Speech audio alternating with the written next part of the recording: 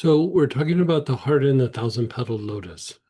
Um, you know, there's a lot of different ways that we could talk about it, but the thing that I would say is, yes, we're stimulating the healing process, but not every aspect is just falls under a general healing process. And this is really tied more to addressing things in the subconscious and the unconscious. Like for us to really emotionally heal, like things like anger, sadness, grief, um, different kinds of anxiety, fears. A lot of times we have to be able to access those places. And a lot of times we've sealed them off. We've kind of gone into an intellectual aspect, or our body's gone into homeostasis where we've kind of sealed these things off so that we try to manage them. But then when we start doing practices to heal them, we can't access it. So it's a kind of cage or a kind of bondage. Sometimes it's because of other people, sometimes it's situations, sometimes, like when we're young, we just didn't have the ability to process these things. And so there's these inner wounds and inner blockages that are there and bother us all the time, but we don't always know why. Like we don't know this is the issue, this is the reason. It was this event. It's just this thing that's in repetition and it comes up and we don't know why. We're upset and we don't know why, or we get triggered and we don't know why.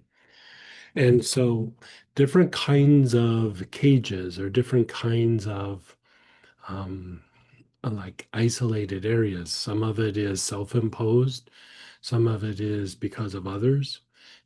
Things that happened again, like when we were young or when we are in a group or in the workplace, and you just had to suck it up and manage it, right? And then there's things that come in that are because of karmic issues. And um, those are something that no matter how we change our outer world and change our friends and change our workplace and move to a different state, those things just follow us no matter where we go. And again, some of it is because we can't access it. And accessing it doesn't necessarily mean reliving it. It just means being able to open up a healing process, an intuitive part of the mind that is specific for breaking out of this kind of bondage, helping to release these inner wounds that have been there for a while. You don't have to relive them, but we have to be able to at least access them. And the beautiful thing about it is you don't have to know what they are. You just open up the mind and it's like a flashlight that just like kind of does a seek and release or a seek and destroy of these blockages or these inner wounds. But it's tied to certain practices or certain aspects associated with the moon. And the moon is about the inner world, it's about the unconscious, it's about the subconscious, it's about setting new intentions and setting new kinds of momentum. And it's also about breaking out of certain kinds of like cages or bondage. And a lot of spiritual practices that have an inner practice component to it, a lot of it is tied to practices of the moon.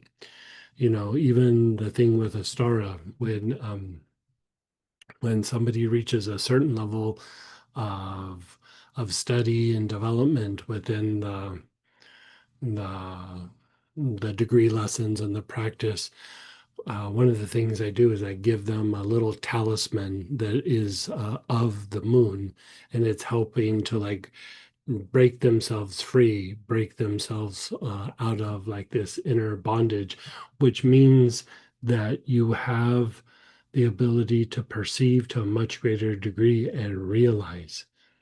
You know, when we have to relive them, it's because we don't have perceptions of it. So then it comes up into the normal everyday world and it has to hit us over our head to get our attention. And I don't know about you, I don't want to do that. Like I don't need to suffer through it again. It's like, you know, having something that tastes weird and then you burp it up later and you go, God, I gotta taste that twice. Like, ugh. Like, you have a trauma and then, you don't need to relive the trauma to go through and release it again. And so that's what this practice is all about. A deeper connection between the heart, especially the back heart, and brain.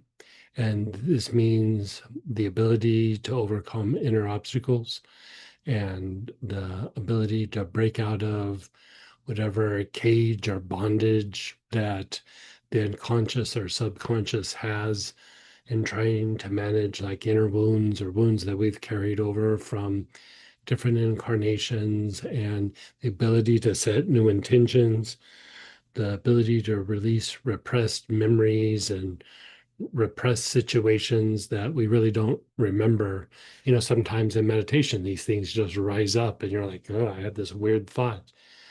A lot of times there was maybe some sort of trauma there, but it didn't register. Something's weird, but it just didn't register, but it's still in you and it's still affecting how you think, how you feel, and how you behave.